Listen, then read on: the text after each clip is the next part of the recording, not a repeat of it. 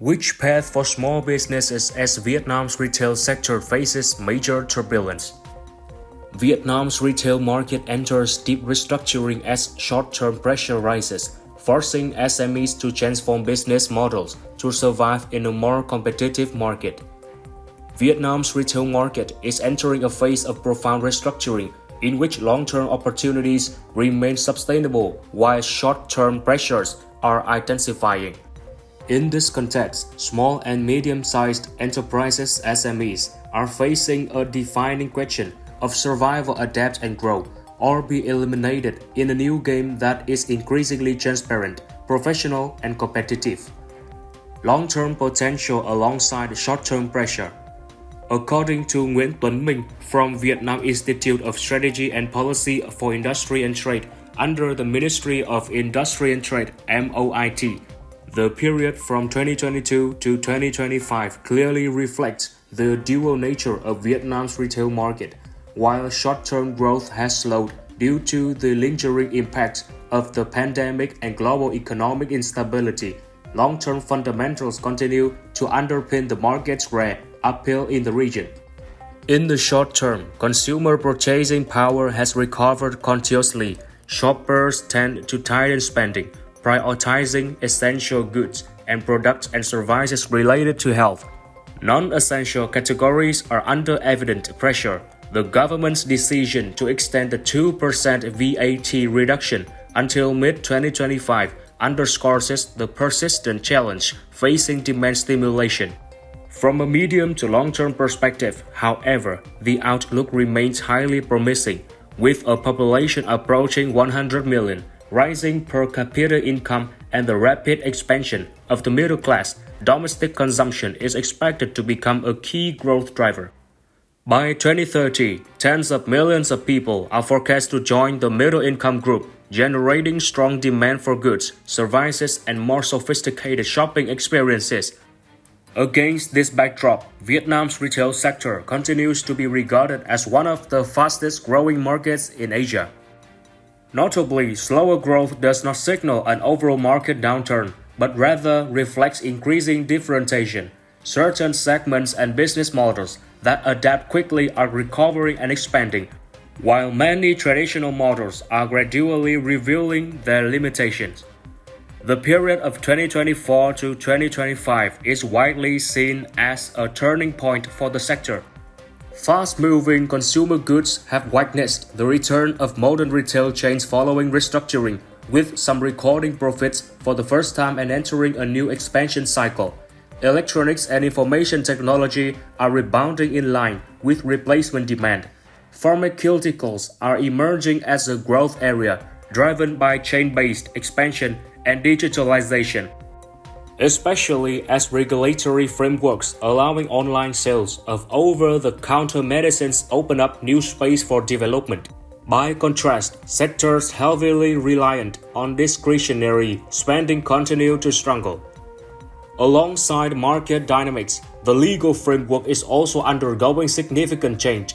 The roadmap to abolish presumptive taxation, the mandatory use of e-invoices, and tighter management of temporary or informal markets are gradually shaping a more transparent playing field.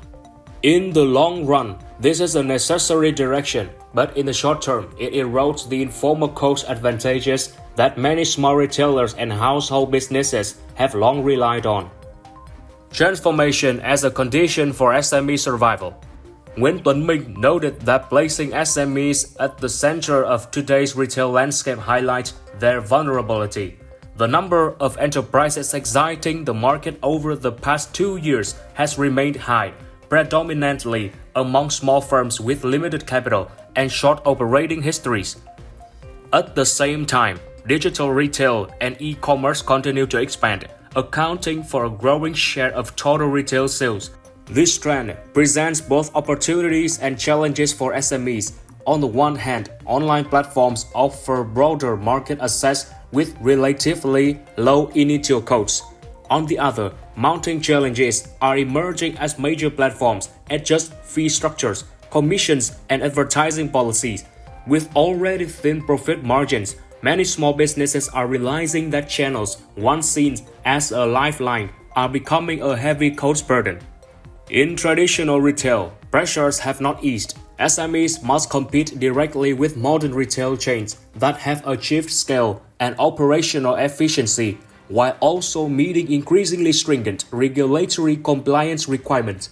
As informal cost advantages disappear, small, fragmented retail models are forced to confront fundamental questions about their viability.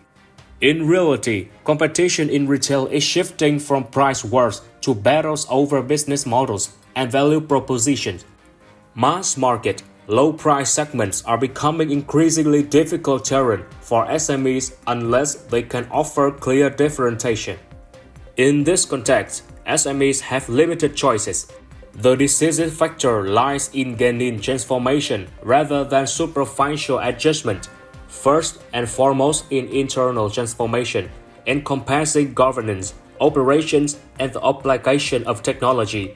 Digital transformation is not merely about opening storefronts on e-commerce platforms or using fragmented software tools. It must be integrated into a coherent business strategy that enables better customer understanding, supply chain optimization, and enhanced shopping experiences. Equally important is transformation in market positioning and branding. As consumers place growing emphasis on quality, traceability, sustainability, and product stories, SMEs need to move away from the mindset of selling what we have toward selling what the market needs. Niche products, personalized services, strong ties to local communities, or the embodiment of indigenous cultural values can become competitive advantages that large chains struggle to replicate at scale. On pathway increasingly highlighted by the experts is the hybrid direct-to-consumer (D2C) model. Rather than relying entirely on intermediary platforms, SMEs need to build their own direct sales channels to cultivate customer loyalty and retain ownership of data. E-commerce platforms should be viewed as tools for expanding reach, not as the sole foundation of the business. Vietnam's retail market is undergoing a shakeout of historical significance. For SMEs, this is a period fraught with challenges, but also a necessary trial to forge a new generation of retailers that are more transparent, professional, and sustainable. From a policy perspective, businesses require not only tighter management, but also meaningful support in the transformation process, including practical digital skill training, the development of technological infrastructure, and measures that facilitate deeper participation of Vietnamese goods in modern retail systems. For enterprises themselves, reliance on old advantages is not longer an option. Embracing change and investing in governance, technology, and branding is a difficult but unavoidable path.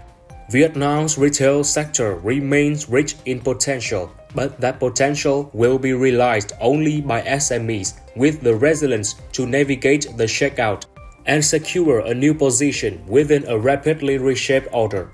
From the perspective of distributors, to help SMEs overcome competitive barriers and establish a foothold in the retail market, a representative of the Winmart distribution system pointed to lessons from Thailand. In that market, modern retail accounts for around 40%, of which approximately 15% is controlled by Japanese enterprises with deep market penetration. This highlights the importance of designing appropriate technical barriers that both protect domestic enterprises and remain consistent with World Trade Organization commitments. Such criteria could be embedded in initiatives like the campaign Vietnamese People Prioritize Vietnamese Goods, implemented in a lawful and well-calibrated manner. In practice, many Vietnamese retail enterprises, including Winmart and Bách Hóa Xanh, already maintain a high proportion of domestically produced goods. If the retail market continues to grow while the bulk of benefits accrue to foreign conglomerates, the long-term development of Vietnamese enterprises will face significant challenges.